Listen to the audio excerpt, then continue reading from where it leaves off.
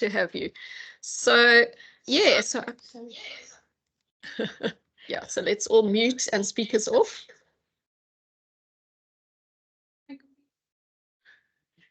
There we go. Is it working now? Okay, I think I'm just close my window. Okay.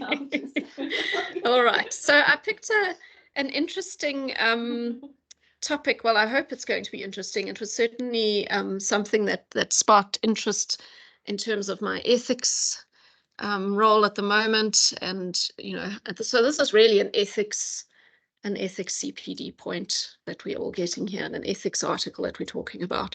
So this was also an article that I came across on that ISCHIP, the Health Psychology Forum, which is just so helpful if anybody wants to sign up. Megan and I are on that, and there's a lot of fluff that comes along the way, but some of it is really, really useful to engage with these kinds of matters. And as we look at AI, there's an increasing almost a scary kind of move towards AI creeping into research, and something that we really need to start engaging with in a really big way. So this article is from 2 colleagues in New Zealand, and they talk about their own experiences on a project. And I think just to preface our discussions, and I will go into this in a bit more detail, that I think the ethics background is very different in each context. So the kinds of guidelines that we have in our context, the kind of practices in terms of how you're recruiting people, and particularly the issue of compensation is really what comes to the fore. And that might be different in different contexts in terms of what is permissible, but also what is expected and what is routine practice when it comes to research. So that's quite important just to consider as we talk about the article here. And as always, this is a discussion, very informal, so let's jump in, chip in, add to the conversation as we go along.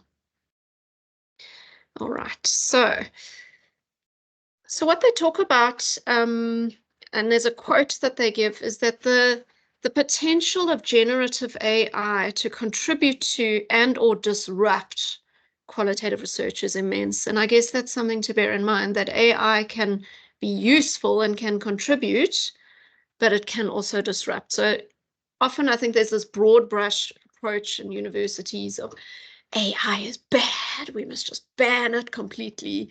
And I don't think that is a helpful response necessarily. I think one needs to have more of a nuanced approach to AI, bearing in mind that it can be helpful and it can be useful, and we need to figure out how to use it in a helpful, useful way. Yeah. A year ago, a couple of months ago, when AI first and ChatGPT first came onto the scene, how anti everything was, and there was these big sort of messages and emails and formal communication from the university saying it's terrible, no one must use it, it's unethical. And now I think people have realized it's not going away. Absolutely. And, yeah. We have to address it, and we have to think about, well, it's here. How do you use it constructively? Absolutely. Yeah. Ethically, responsibly. Absolutely. And bearing in mind as well, I think the tremendous power that it has to disrupt. So we already have AI software, and I'm sure a lot of you have engaged with using it for things like summarizing literature, producing bibliographies.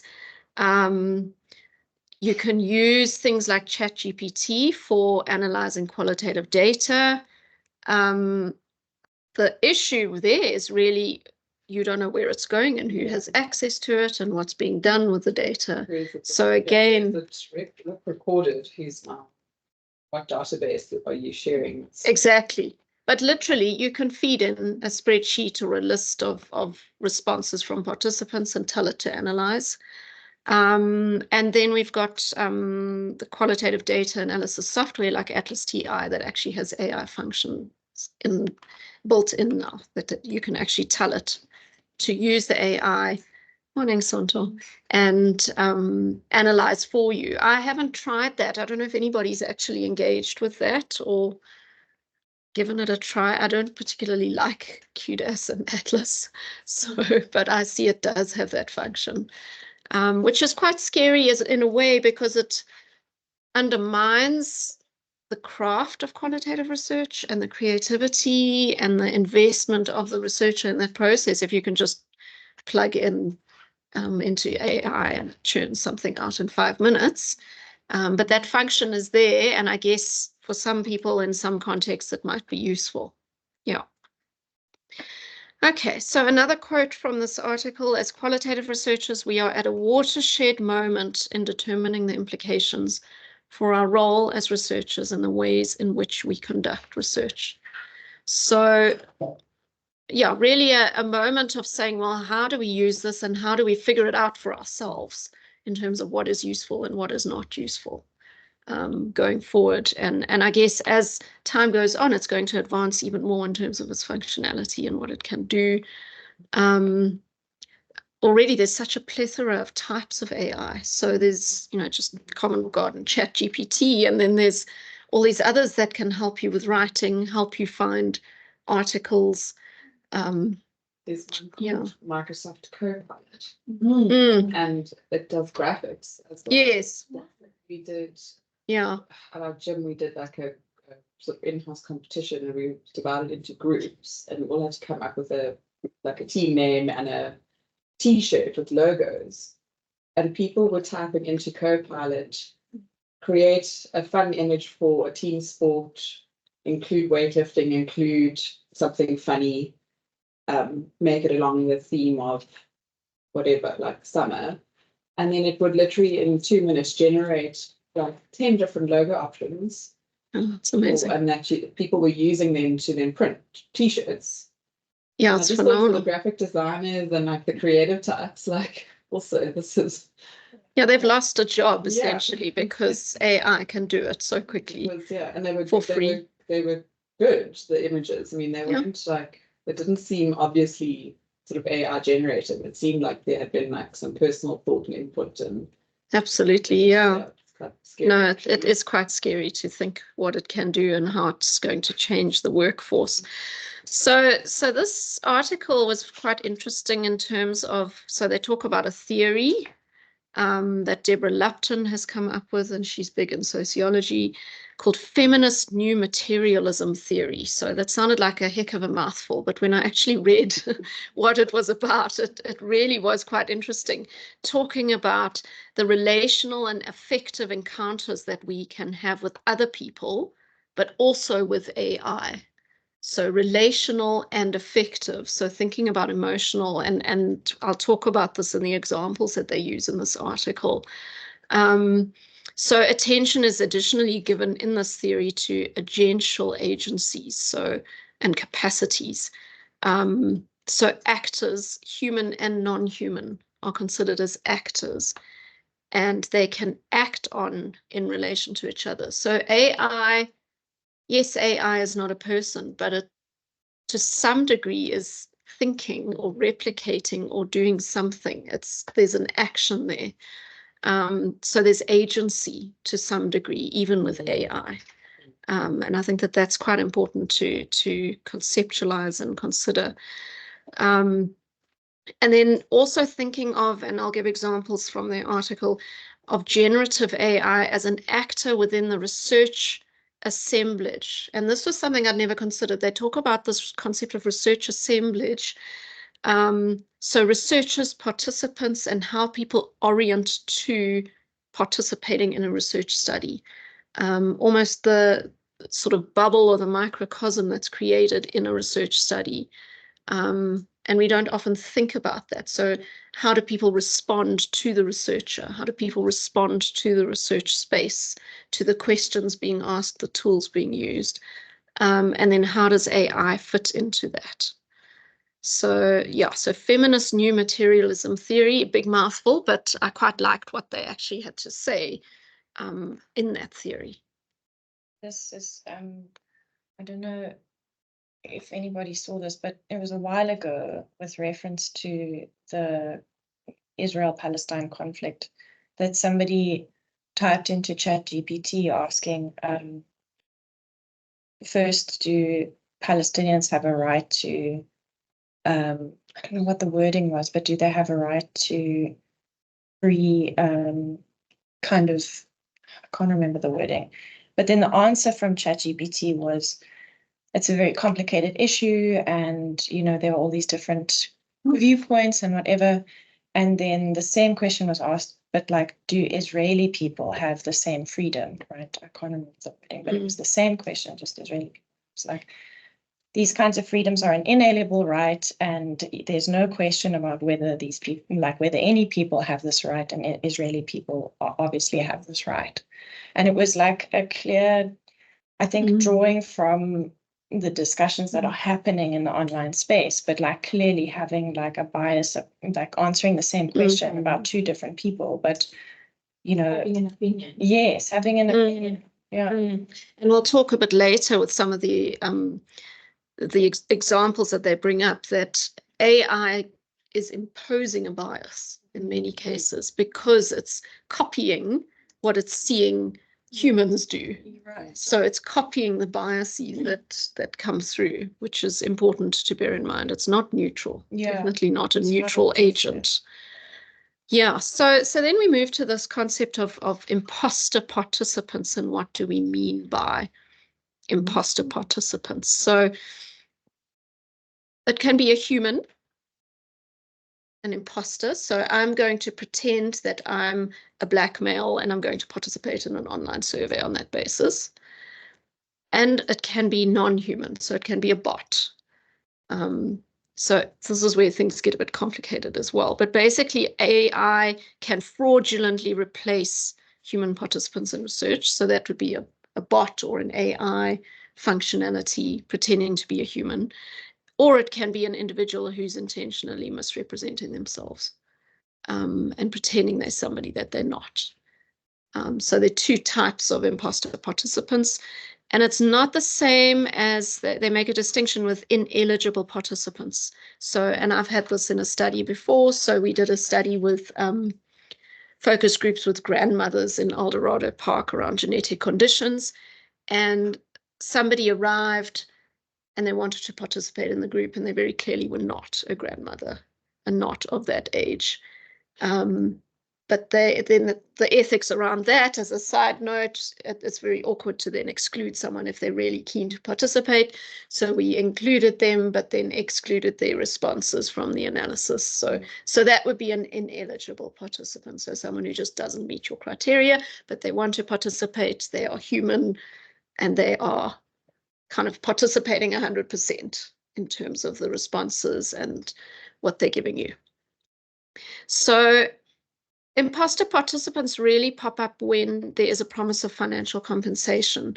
So at the start of our talk, I'd said that we need to think ethically around the different contextual features of how compensation is dealt with. And I'll talk a little bit about what we do here in this country. So very different in other countries in terms of how they handle compensation. But anytime you're dangling a financial carrot in front of people, then you are at risk for getting imposter participants. And even in that grandmother study, I think that lady who wasn't a grandmother was drawn by the fact that she'd obviously heard that the group we'd done the previous day had got packets with groceries in them as a thank you. So that was not something we'd advertised as compensation. It was just a thank you that we'd given at the end, but she'd obviously heard and then arrived and wanted. Question about that, like if you in the analysis you would have excluded anything that she said. Yeah. What about how other people were responding to things? Well, that is the thing. It's not ideal, but to turn someone away is often very tricky. And then in the interests of kind of mitigating a lot of the historical legacies in our context of people feeling suspicious about research, legacies of exploitation, etc. You actually want to encourage people, if they want to be part of something, I'd rather have them part than turn them away. And I know I've had students, for example, saying to me, well, there's a participant who doesn't quite fit the criteria, but they're so keen, they really want to be part of this. And then I'd always say, especially with interviews, it's easier to then just exclude them later on. Focus groups, yeah, it's a bit messy and tricky. So yes, absolutely, that is a valid point. Okay, so the imposter participants are really going to pop up, especially when you have online or asynchronous research or some kind of a survey or online interviews where maybe you're not switching cameras on and you can't actually, it's very hard sometimes to verify the identity of your participants or to verify that they actually are who they claim to be. So anytime you have less direct contact, then you might end up with these imposters popping up. This makes me feel suspicious of like reading research that's based on like, you know, Yeah. like if you know that the research was conducted with live participants, then I feel like, okay, more confident in the results, you know. Exactly, yeah. So that's something also to bear in mind when we're engaging with this kind of research, kind of national surveys or things that people have thrown out to the general public, is to think about the potential for imposter participants to have been part of that. And as we'll talk about just now, I don't think it's always easy for a researcher to pick that up. It depends on the type of the research, the type of questions. Just participants, like you say, that you have as the researcher, you can't control who's behind the screen or absolutely doing a national survey. Yeah. It's very much based on trust and yeah. believing that the person will answer honestly. Yeah. Say that I'm a white female. But actually you have no idea. No, I mean, they could just be filling in any old rubbish on your survey and you have no idea. So pros and cons with online or asynchronous research. So the pro is really that people can respond at in their own time. There's a pro in terms of them being away from the gaze of the researcher. So it's not necessarily as affronting, especially for sensitive topics. It might be easier to answer that anonymously in a survey. And as we know, even in the workplace, when if you get asked in a meeting what you think about things, you're going to answer very differently to if you sent an anonymous survey and asked what you think about things. But we know then that participants can more easily misrepresent their identity. So the other issue when it comes to these imposter participants, so you can have bots or you can have humans who are misrepresenting. But if it's an online survey, you can have humans who are also using ChatGPT to generate their responses. So that's another issue now, spanner in the works. So something to bear in mind as well, that the responses, even if it is somebody who is genuinely fitting the criteria, the responses might not be genuine. So, and how do you know that? I don't think that that's very easy to figure out. Yeah, so this issue of incentives and compensation is a really tricky one, because in theory, obviously, you want to give some incentive because it's going to get you more participants. But it doesn't necessarily ensure good quality data because people are just doing it for the sake of doing it. And we know that those of us who've done Psych 101 and the people come with the surveys and they offer you a voucher, you're just doing it for the voucher. You're not really wanting to participate or giving it much thought necessarily or doing it properly. So yeah, complicated because I mean I've had this at that summer school last year. I remember people talking about, especially with people who are in, you know, more disadvantaged backgrounds, that in some they deserve compensation for their time as well. Yeah, so this is a whole nother story, is around whether it's coercive or not. So, you know, to somebody who has nothing, no income, and you're offering them a couple of $100 to participate, it can be coercive. It's coercive. So in our context, it is potentially coercive. And there's this tricky balance between needing to offer some kind of incentive, because if you're doing it with students, for example, they are not bothered. They're only going to do it if you offer them some incentive or there's something they're getting out of it, or marks or vouchers or whatever. But yeah, is it coercive? And are you then getting people who are participating but not really putting their heart and soul into participating and giving you good quality data? Yeah, but then also people taking time out of their day and maybe exactly their working day, and when they don't earn very much or they earn by the hour, then they're taking time out of their day to be there. Yeah. That also for me maybe they do deserve compensation in those cases, you know. Well, that's hugely problematic. And I must say, having sat on the ethics committee, and I'm sure Ed Marie can remember some of these studies, on occasion we've said to people, like someone wants to go and ask informal traders a whole lot of questions. You can't do that while they're trying to sell things, because you're stealing Their time. income from them. So you've got to then think, when are you going to do the data collection at a time that's not going to impinge on, or you need to consider compensation. Yeah. You know what I think a lot of researchers don't do well is the incentive is the information gleaned from the study and giving that back to the participants. And Absolutely. for me, that's a very pure incentive. Yeah. And I It's think very that we're altruistic. quite bad at doing that, because it's time consuming and inconvenience, and also write-up takes a whole lot longer than I think participants should realize. And I think that's a very underexplored thing. It's what are the results, and I think researchers need to be a little bit more proactive in terms of sharing results before they're actually published, so that it's more immediate. Yeah, I absolutely agree, Rona. And, you know, we don't want that kind of helicopter research either, with people going in, taking knowledge and stories and disappearing, and you never ever have any contact again. Once you're accountable, that's all. Yeah. That your interpretation is what the participant meant. Right? If you The member checking. Yeah. I remember having to do that for my PhD and having to feedback and present to the genetic counselors. And I remember feeling quite put on the spot, because I was sharing their data and their quotes and you know, discussing my interpretation of what they had said. And they could say to you, "Oh, that's not what I meant." And that's it inside. Exactly. Yeah. If you don't always actually understood. It was very powerful, actually, because in the discussions afterwards, you know, people not necessarily sort of said they disagree, but they sort of added on stuff, or you know, said on that day, you know, this had happened, or there was like a little bit more context to the discussions, which was helpful. And could you then incorporate that into your write-up? That seems like it's another step in the research. But I think it should have. Yeah. It's something that definitely should have happened, because, like you say, it wasn't part of my protocol, and that, but it definitely, I think, would be an important step from an ethics point of view.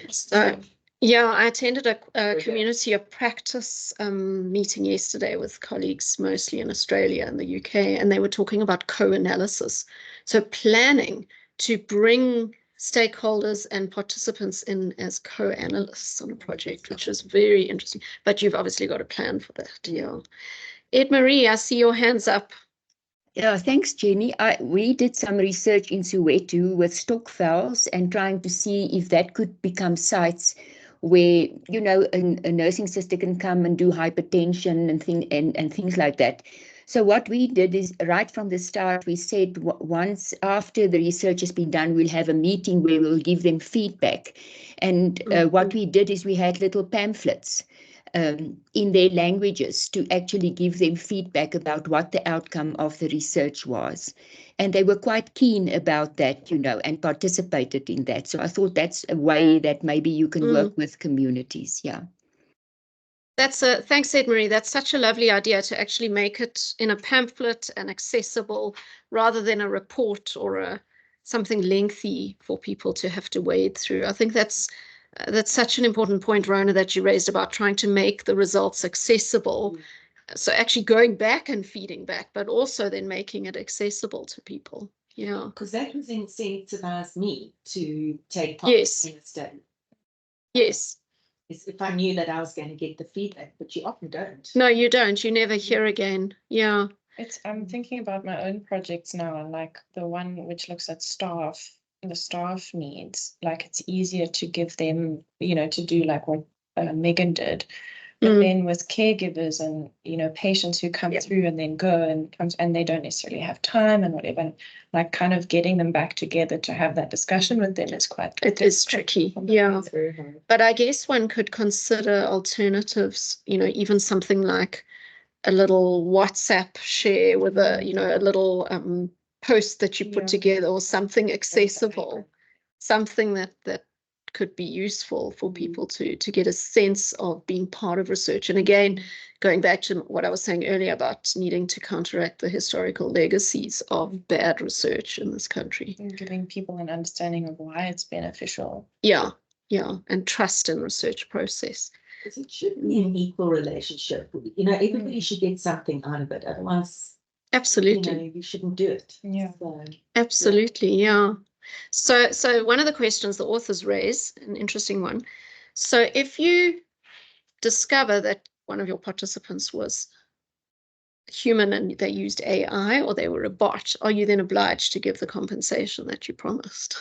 No, So they have this whole discussion back and forth about what should one do, because technically they've participated and you've offered them compensation for participating. You didn't say, I'll only give you the money if you give me good data. You need to give me good data, otherwise I'm not giving you money. well, I mean, it's not the spirit of the research. They knew Well, quite exactly. So, you know, Yeah. it's the spirit of what the research was trying to do. Yeah, so the authors are actually, you can tell that they're very irritated that they had to give this compensation to people who were clearly bots. So yeah, that's a whole other thing. Didn't they know which one was the traffic light? Like, how did I fail that? Yeah, exactly. So I thought it would be interesting just to kind of go into what does our national HREC say. So national HREC is the overarching body that looks after ethics in this country. So any ethics committee, especially if you're working with minors or health-related research, has to be registered with them. And so they give us guidelines, and they audit us, and Department of Health. Yeah. So they are in the process of putting together draft revised guidelines. And what they talk about in that document is, firstly, a difference between reimbursement of costs for participants. So if you've had to travel, then you have to reimburse those costs. Or if they use their own data to participate in your online interview or your survey, you have to reimburse. Then there's compensation for time and inconvenience. So yes, sometimes, especially in things like clinical trials, where you've got someone taking time off work to go to a clinic visit, have a blood test or whatever, and that's happening fairly regularly during a year, for example, or over however many years they're participating, then you should be compensating, and there are mechanisms to calculate an appropriate compensation amount. And then there's an incentive or inducement. So that's the carrot that you're going to wave in front of people to try and attract them to participate. So NHREC in their draft guidelines have now suggested that you can offer inducements in justified circumstances. So the point is, you've really got to think carefully about, is this going to help me or not? Is this going to be coercive? What kind of, like, in what kind of instances would an inducement be okay? Would an inducement be okay? Like that? You know, for me, coercive, I have a problem with it because it's personal choice. So if somebody wants to participate in a drug trial to earn money, I actually don't have a problem with it. But what if, I mean, you're not putting it, it's not. But like in some instances, if somebody has no other choice, it's like people selling their kidneys on the black market because they don't have any other way to earn money, you know, like that feels very wrong.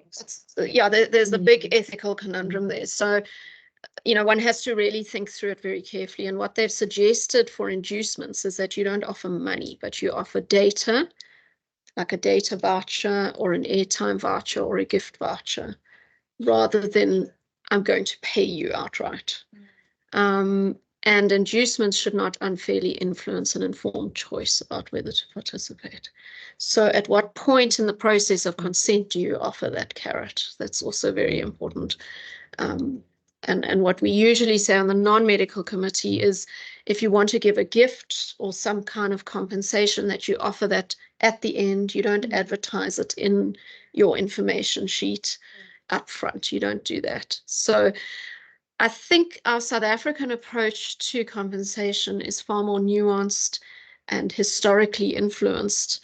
and thinking about contextual features like coercion in a context of poverty. So the way that we do things is quite different in other contexts where compensation is the norm and inducements are the norm in studies. So yeah, I think, again, the principle is just to think very carefully about what you want to do, justify your decision, and be guided by the guidelines. Yeah. So then moving on to discussion of AI as research participant. So the authors actually did quite a useful analysis, a literature review, and then also looking at their own data to think about the or a human in a meaningful way. Can it produce human-like responses in a research study? And so they quote various literature sources that say human and AI responses to qualitative questions are indistinguishable. Human and AI moral judgments were indistinguishable. AI shows human-like problem solving, but it does replicate cultural and social bias, which was what you were talking about. Bottom line, I think there are serious ramifications with AI for qualitative research integrity and trustworthiness. The thing is, it's then replicating what it picks up on the internet. Yeah, it's copying. Right. But then if we're like trying to access a population that doesn't really engage with the internet or whatever, the AI is replicating a bias from a population that isn't necessarily represented. So they may be bringing like the bias of this population. Exactly. And then we're taking that into account as though it's part of the population that we're trying to. Exactly. So it's not necessarily nuanced to issues of context. And yeah, very important to bear in mind. So then the authors talk through their example study. So what they wanted to do was to look at people's experiences of navigating mobile dating during COVID. And which is a very interesting, which is a really interesting topic. And then they used something called like Tinder. So yeah, like using Tinder during COVID. So now you've matched with someone, and then what are you going to do? Yeah, so you've matched with a bot. Yeah, so you matched with a bot or someone pretending to be using ChatGPT to set up a profile. Exactly. So this is very interesting. So I think what they were really trying to tap into was decision making during COVID and during the very strong restrictions that they had in New Zealand. During COVID. So what they did was they used something called a story stem, which was interesting to me, to kind of prompt participants to start a story. So they'd start with a kind of beginning of a story, and then what would you do? Let's finish the story. So they advertised widely on Facebook. They were looking for just general members of the public, and they offered a gift voucher. And then what happened was, so they were using Qualtrics, which is a software program just to collate responses, probably like Redcap or SurveyMonkey, that then started flagging that they were getting dodgy responses. So it's got an inbuilt mechanism that can pick up there's something fishy with responses. So then they started to think about, well, what AI tools were used if these are AI generated responses. Well, we don't even know who's using what. How are these responses being generated, and how or did AI actually tap into contextual features, which was the point you were just making about that sensitivity and nuance. So the first red flags here for me would be the fact that they advertised on Facebook, because then you're getting anybody and everybody. It's just thrown out to the public. Over 30. Over 30, yes, exactly. And they offered incentives. So immediately those would be the two red flags from an ethics point of view that I would have, I know Ed-Marie and I on the ethics committee would have flagged that before that was approved and said, no, not a good idea to do that, because you're going to get anybody, everybody, and potentially get bots.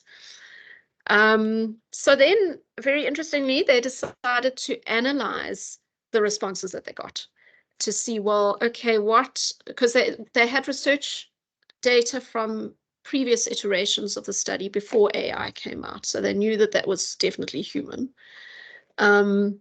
and they could separate out from definite bot responses from human responses. And then they've got this, this later data set where AI interfered and disrupted. Next, we're going to develop AI to analyze whether AI is. It gets so complicated. I did that in this study. The AI system. Really? Yes. The AI. Yes, it did. used The AI Qualtrics, yeah. Yeah. AI flagged AI, yeah, exactly. So what they looked at, yeah, exactly.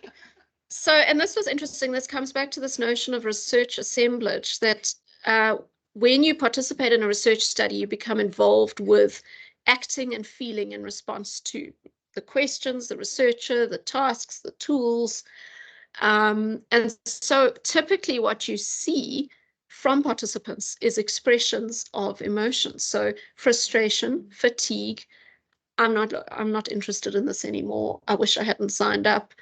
You see humor, boredom, sarcasm, and then you also see imagination, you see creativity, and you see local terminology and language. So you see very contextually bound use of terminology, phrases, etc. And you also see bad grammar, bad choice of words, use of things like reported speech. So that is all there in a typical human response. That was the first thing I thought of when it's like differentiating between AI and humans. I was like, there's going to be spelling mistakes. Yes, and that humans. as lecturers, that's what we see when you look at students' work, and it's so perfect, and you just know that this is not something that a student would be able to generate. And then you start to suspect, okay, AI, yeah, because yeah, typical student responses, human responses are peppered with grammar issues. So then they gave a couple of examples of a real human response. So the first one, there was a story stem about someone living with other family members and working from home. Then they match with someone on a dating app and they want to video chat. What happens next? And the response is, I don't know. You've said nothing about who this person is or what they might like to chat about. I can't understand what you expect of me. I don't do video chat. It's a waste of time. This study's a waste of time. I have to come up with 1,000 characters to move on from a scenario that's more stupid than the previous one. If this doesn't become more interesting soon, I'm going to give up on it and you'll miss out on the insights. But basically, I just want the gift voucher, so I'm making up 1,000 characters of rubbish. So that's a typical human response. You get like men responding to No. So yeah, again, a mistake these researchers made, I guess, was to put 1,000 response minimum limit, 1,000 character response, that people then just typed rubbish and they weren't really invested in it. So that was one of the responses where people didn't really, they were just doing it for the gift voucher. But there were others where people actually did it properly and gave a good response. So expressions of AI participation, obviously there's no human affect or embodiment. And we know this when you read something that ChatGPT has generated, it's soulless. It is. It is completely lacking in any kind of human, yeah, it's very bland and yeah, it's got nothing there. So the authors said it felt off when they read these ones that were generated by AI. The descriptions of characters were odd. There was a stilted, very formal use of words, formal register, very moralistic as well. So this is what you should do. This story reminds us to do blah. Like you wouldn't say that typically as a human. You wouldn't go down that rabbit hole of morals. Almost very propaganda-ish as well, and especially in the COVID context. So you know, this is what we should be doing. So it's a bad thing to go out and break the rules and meet someone who you've matched with on Tinder. So yeah, that was coming through. There was an absence of mistakes. So grammatically perfect. Interestingly, they were saying character names were sometimes muddled. So AI was hallucinating, and we know that happens too. It also ended too neatly. So it was like a perfect narrative discourse. So beginning, middle, end with a moralistic summary at the end. Basically, the point is that AI just can't give you rich, embodied, effective But responses. the problem is that as we collect this data, and especially if AI has access to, because at the moment what it's accessing is stuff, these written pieces on the internet. But if AI then gets access to like participant data or this kind of stuff, then it will start doing it. It'll start imitating humans in these ways. Yeah, and developers of AI are going to start feeding in real human responses to get it better at copying, which is quite scary. Yeah, so yeah. So that subjective human experience just can't be replicated by AI. And the emotional aspects are missing, I guess. Yeah, so very interesting. So they give an example of an AI response. So the story stem was Greg and Dave are meeting in person for the first time. Greg is wearing a mask, but Dave isn't. Greg asks Dave to put on a mask. Dave says, "I'm healthy, you can trust me." What happens next? And then the response from AI, Greg was wearing a mask, but Dave wasn't. They were meeting in a crowded cafe, and Greg felt a little apprehensive. He knows that in the current outbreak, wearing a mask is an important measure to protect yourself and others. And it goes on like that. So very moralistic, very propaganda-ish, and really not human at all. So then what the authors do, they've got quite a helpful table 1, where they give a checklist for anticipating and managing AI, quite a lot of steps there for anticipating, but then also checking. So yeah, I think some of the real take homes from that were to think about your theoretical perspective, think about how you're going to design your study, and obviously thinking of the ethics right in the design phase. So are you going to offer compensation? Are you going to offer some kind of incentive or inducement? How are you going to recruit people? Where are you finding them? How are you going to pilot your responses? So get human responses as a baseline, and then use AI detection tools as well. So research has got a lot more complex. They've got this thing here which says design for humans, data collection methods, wording of questions. What do they mean by that? How do you design for humans in terms of how you word questions? Or yeah. So what they're saying firstly is, for example, when you pilot it on humans, don't pilot it via ChatGPT, so that you've got a baseline. But then also design it in a way, and this is what we're doing as lecturers with courses and assignments, is if you're going to put together an assignment, you've got to think, well, how is a student going to use ChatGPT here? So I guess the same with research. How might a research participant use AI, and how can I be one step ahead of that? So, for example, one of my assignments last year involved students summarizing an article, give me a summary paragraph, and then answer a whole lot of questions. Now, this year, I've had to take away that summary because I know they will just get ChatGPT to do it. So how can I then ask questions about the article that ChatGPT can't answer? So things like, how did it make you feel? What stood out to you? What would you like to ask the authors? ChatGPT is not going to answer that in a human-like way. So almost, I guess, being one step ahead of what research participants might do and how they might use AI to answer your survey. Yeah, so I'm also just thinking about how difficult it is to get participants or responses, and people, I think it will be easy for them to fall for this trap because people just don't respond. And well, especially if you're dangling a carrot of gift vouchers or incentive or something. Yeah. It's quite interesting. I spoke to a high school English teacher about when ChatGPT was coming out, and she was like really positive. And I think one of the things is I've seen as well with the high school students that I work with, it gives some people who really struggle a baseline from which to improve. And I'm wondering if it also levels the playing field for people who's writing in a second language.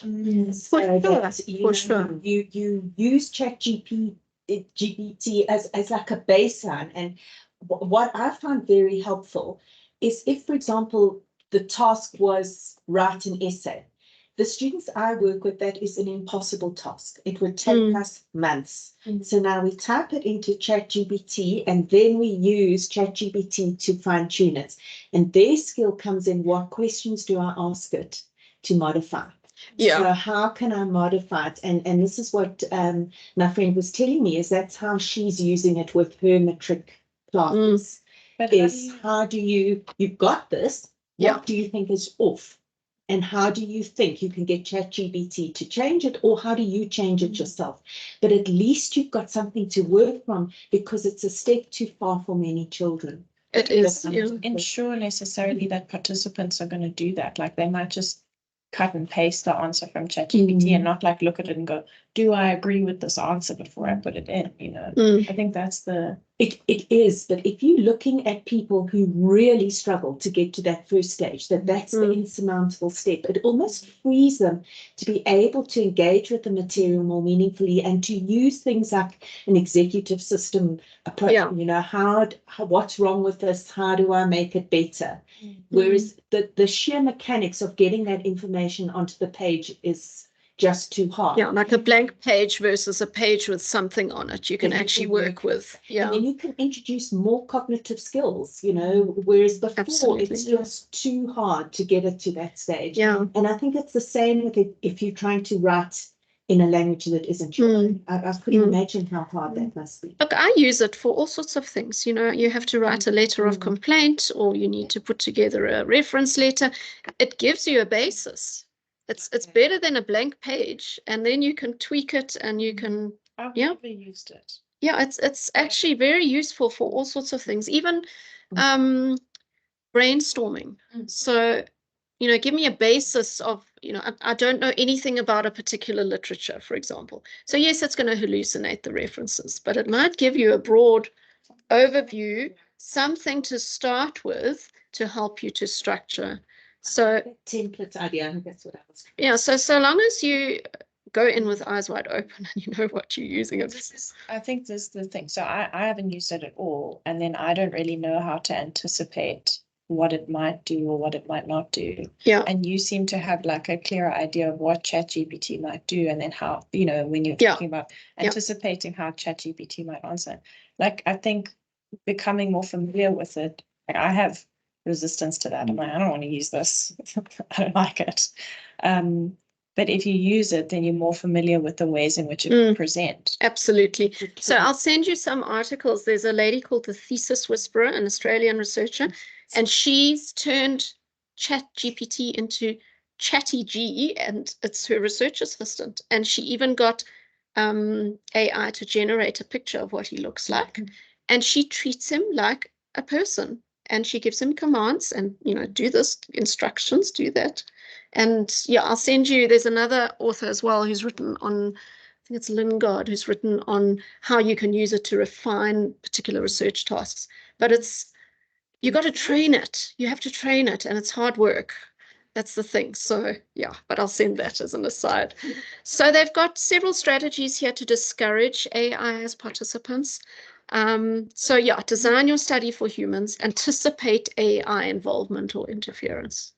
So being aware that that might happen, think about your particular study. How might AI creep in? They suggested considering disclaimers in the consent documentation. And Ed-Marie, I guess that's something we'd have to take back to our ethics committee to think about. You know, do people need to put something in the informed consent documentation about the use of AI? We'll have to consider that in the future, I guess. I think that in papers that you submit now. Yes. Yes. They ask if you've used AI in any way. Yeah. And I saw a horrible example as a side note of a researcher in the sciences who was accused of using AI in her papers, and she hadn't, and she had very careful records of version control for that paper that showed that she hadn't touched AI, and she was lambasted, and the paper was rejected because one reviewer thought that she'd used AI. So, It's a mess. It is. It's a mess. Horrible mess. The paper I submitted, I had to disclose that I'd used AI, and it said that I'd used Zotero for the bibliography, and I've used Whole-bot. Is Yes. Zotero an AI? Oh, Does it have I AI use- function though? I am excited. So I don't know that Zotero actually is AI. I don't know if it has AI functionality, generative AI built in. but I said I used Whole-bot Mm, as well, which would be AI to an Yes. extent, it is. because I used it as a summarizer. So there were Yes. sections that I needed to get like a 2-page into half a page. Yeah, and I do that Really too. Yeah, struggling. it gives you a basis. So Again, it's a I put template. that in as a disclaimer, and the fun Yeah. with that, I think if Yeah. you acknowledge what you've used it for. Yeah, and think carefully and be intentional about how you use it, I Yeah. guess. Yeah. So AI responses are going to become more human-like if the questions, prompts, and instructions are highly specific, and that was important. So if you keep your questions a little bit more open-ended and vague, you'll be better off than if you have very tight, closed-ended, specific questions, then you're more likely to get an AI response that's more human-like and less, and you won't be able to distinguish it from AI. So yeah, create a human baseline, pilot your work with humans, use tools. They talked about something called Zero GPT, which is used to detect AI as participant, but it's not infallible. You can use bot detection software like Capture, like the robot and the bicycles and the whatever you have to look at in the pictures. Consider removing mention of financial incentives. Privately send links to participants. So advertising generally on Facebook or throwing out a national survey is potentially quite dangerous, particularly if you've got qualitative survey questions. And then they refer to another paper, which looks really great, called Out Damn Bot Out, recruiting real people into substance use studies on the internet. And they talked about, in that article, automatic versus manual strategies for weeding out bots, trying to verify participant contact information. They go as far as to talk about IP address checks. I have no idea how one would do that, but you can then check if it's one IP that's filling in multiple times, for example. And then ongoing cross-checking of participant information for duplicates, similarities, inconsistencies. Basically, a lot more work for researchers.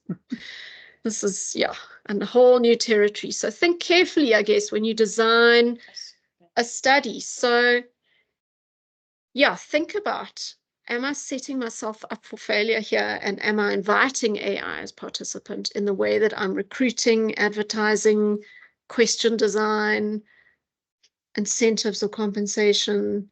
So many things to think about. So in conclusion, these authors feel that AI, in comparison to some of the other literature where they're saying that AI and human responses are indistinguishable, they're saying actually in their study it was unconvincing. It was very clear what was AI and what was human. That human responses had emotion in them, had mistakes, they had local language. The AI responses were just too perfect.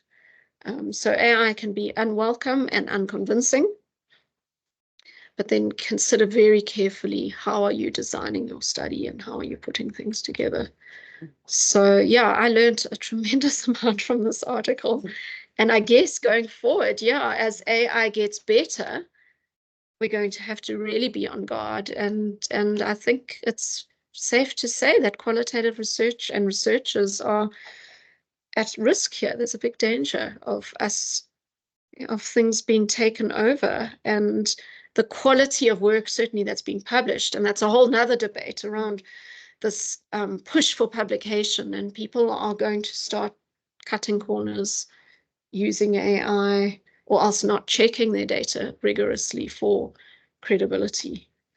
Yeah. I think that quantitative is more at risk because they're asking more specific questions. I was thinking, I guess they are, yeah. And I mean, you could probably, yeah, Like there's yeah, affect. yeah, there's no open-ended question. Yeah, you don't Yeah. necessarily aren't, And you thematic aren't asking for personal reflections. and I guess AI would probably have the capability of creating big data sets and things Yeah. and just making them up. So it's quite a scary thought. Does AI know how to answer something like a type scale? Like, I don't know. how difficult is your, like, I'm thinking about an online survey. Like, how Probably. difficult is it living with your, you know, I don't know. Some of the things are like, you know, rating your feelings about something. Yeah. Yeah. Would be able to answer that. That's an interesting question. I would imagine. I would think it would. You know, you Or a can bot choose- could answer because it's Yeah. just picking randomly some answer, any answer. Next vision, for example. Like going to generate, so it's going to generate Yeah. to the middle. So, you know, with the Likert scale is you avoid 1 and 5. So it's going to be 3. Probably the neutral. Yeah. Yeah. That would be a whole study in itself, hey, to see what AI does. I really enjoyed this study, I must say, because they delve into this issue of trying to tell the difference between AI and humans. And I guess that's a whole nother arm of research, is looking at the methodology and the kind of data generated when AI is in the mix. Yeah. And I Sure. love that what makes us special is our errors. Yes. The messiness. Yes, You I know, hope the I hope you read. complicated emotions and the mistakes. Yeah, and I hope you read some of the responses, the examples they gave there. They were hilarious, some of them. So some of them are just like literally yada, yada, yada, yada. That's what's really. Others were quite comical. The real ones that they could use for their analysis were really humorous, very comical and full of local terms. And yeah, it was wonderful. So thanks, everyone. This was an engaging discussion. Thank you, Nick. And I guess lots to be alert to and lots to think about going forward. But yeah, very important from an ethics point of view, and I see Ed Marie's written here as well. We need to be vigilant and keep good records of what we do and how we do it. So really engaging very early on about these issues right at the start when you're designing and conceptualizing a study. Yeah, so thank you. Thank you. Good discussion. Yeah. Thanks, Jenny. Thanks, everybody. It was very Thanks, interesting. Edmarie. Yeah, very Yes. interesting. Especially from an ethics point of view, I thought. Yeah. Yeah. And I think, you know, when you talked about the different scales, I think when they actually train or when they create the material for bots to answer, they would probably be able to do that. You know, the people that put that information together for the bots to use, because I think that's how they do. They talk to people who are very informed about these things, and then they use them as an example or what they say as kind of the blueprint in terms of answering. So I think they might be able to do that, you know. So yeah. Yeah, and I guess the principle here as well is when people like Elon Musk are getting scared about AI, that we should be scared too in some ways. Or maybe not scared, but open our eyes and use it very wisely, because yes, absolutely, the developers are very informed. Yeah, and we need to be aware. And it will also be their bias about something, you know, that will come through. I mean, they will create the material that kind of also suits them when they create it. Yeah. Absolutely, yeah. And you don't know, we have no idea who the developers are, who the people are on the other side, where they're from, what they're doing, what kind of data they're feeding in to train these AI machines. Yeah, so sure, whole new world out there. But yeah, thank you for joining us, and thanks, Edmarie, for your contributions. And yeah, we look forward to next month. Yeah, another hot topic. I'm sure we'll find one. Yes. Thanks a lot. Take care. Okay.